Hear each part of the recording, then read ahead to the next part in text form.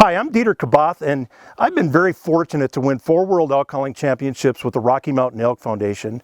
I want to mention the mission of the Rocky Mountain Elk Foundation is to ensure the future of elk, other wildlife, their habitat, and our hunting heritage. I've been a life member for going on 2 decades now, and it's one of the best things I've ever done, and they're really working hard for you, for elk and other wildlife, so future generations will always be able to hear that call of the wild. Hey, today what I want to talk about is external cow calls. Everybody's got their favorite lure in their tackle box. To me, this right here is my bread and butter, my go-to call, and I've called more elk in to a harvest than any other call I've ever used. And there's a reason for it, okay? The reason for it are these open-reeded calls like this. Don't be intimidated by them. These open-reeded calls are mature cow sounds. They're not a calf sound, they're a mature cow sound. Now, why is that important? Because elk live in a hierarchy system. There's mature cows within a herd structure, and there's calves within a herd structure. The calf calls are equally as important to make, but understand that a bull wants to breed a cow, not a calf. And that bull is coming in to this mature sound. This is how it sounds. Just about any bite and blow call on the market like this here, you pinch it with your teeth. You pinch hard to make the high note and come off of it to make it goes from a high note to a low note just by pinching my teeth. But do you hear the pitch? That is a calf sound. And again, it's equally as important because now I'm making herd structure sounds. I'm making herd sounds that sound natural to elk. But to me, those open-reeded calls are the most effective. The nice thing about with the dual chamber technology here is this. If I'm talking to you, it sounds pretty natural. The second I pinch my nose, it sounds like I'm talking through a pipe or something. It doesn't sound as natural. And I'm going to make a cow call here so you can hear it. Sounds pretty natural, right? Let me block off one of the holes on this call, like pinching my nose.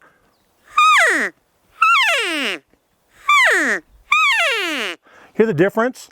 It's a fuller sound. I don't know if the audio on the camera can really produce that, but if you try it yourself, you'll really hear it. Sounds a lot more natural when you have those dual chambers, just like I'm talking out of my nasal cavity and my throat cavity at the same time. Now, a couple things to keep in mind when you use an external call. When you push this down, you use one of your teeth right here and push down this plastic latex, or this plastic piece right here. Okay, the reed.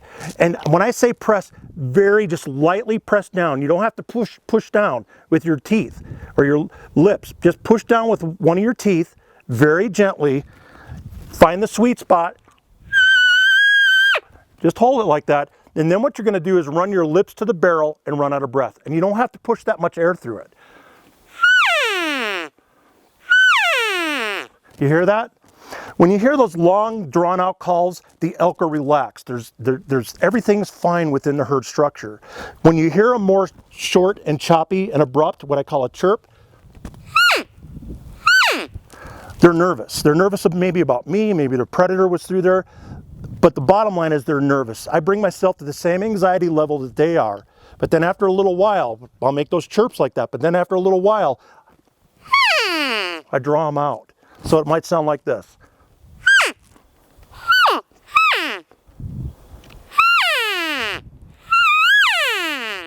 Everything's fine.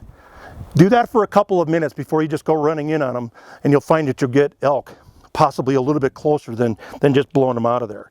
Now, we make a couple of different types of calls. This one here is a little bit softer type of a cow call. It's not quite as loud as this one with the wider reed that you'll hear. If you really want to get out there and touch them to locate them, use this call with the wider reed. The one that's tapered right here, it's a little bit softer. When they're coming in on you, you don't want to blow them out. You want to start to quiet down your call a little bit. And again, the external call is a great complement to your other external calls. I'll tell you what, these external calls, elk live in a hierarchy system. They're more apt to follow a lead cow sound than they are a calf sound. Really, that's very important to know. During the rifle season, you're calling elk in because they're afraid. There's more human encroachment around than any other time of year. When they're hearing these cow calls, I like to set up in an area and do this routine, just a couple of cow calls. And what I'm doing is I'm casting that sound out. trying to get an elk to bite on it, just like a fishing lure, to start coming in on me. When you make these sounds, make sure you're using them in the timber. You're not going to call them across a wide open park. Make sure you're in the timbered area where the elk feel comfortable to sneak their way to you. And the reason they're sneaking their way to you is because they want to be around other elk.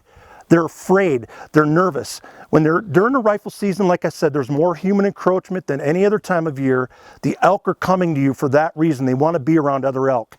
And like I said, my favorite lure are those open reeded calls that sound like a mature elk. Everything's fine within the herd structure, but they're going to meet my 30-06 pretty soon, or whatever you use. Anyway, the folks over at North 40 Outfitters are experts. They're going to help you with any calls or any needs that you might have. Make sure you ask them about it. And if you have any questions at all, they're going to be there to help your every need and to help you be successful in the woods. Thanks for shopping at North 40 Outfitters.